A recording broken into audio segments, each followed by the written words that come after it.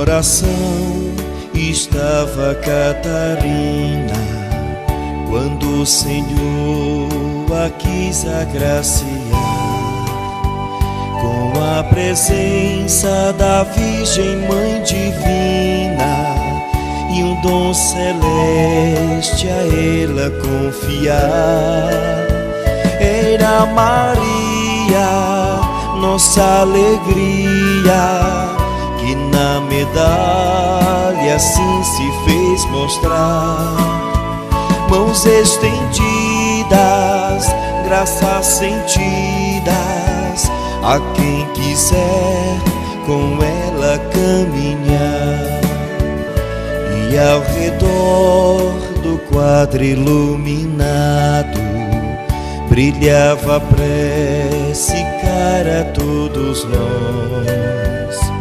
Ó Maria concebida sem pecado, rogai por nós que recorremos a vós. Era Maria, nossa alegria, que na medalha assim se fez mostrar.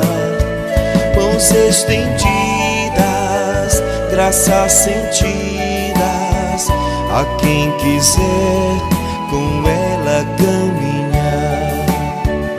Extasiada Catarina ouvia e contemplava a nova aparição, que lá do céu a terra nos trazia, sua medalha, sinal de proteção.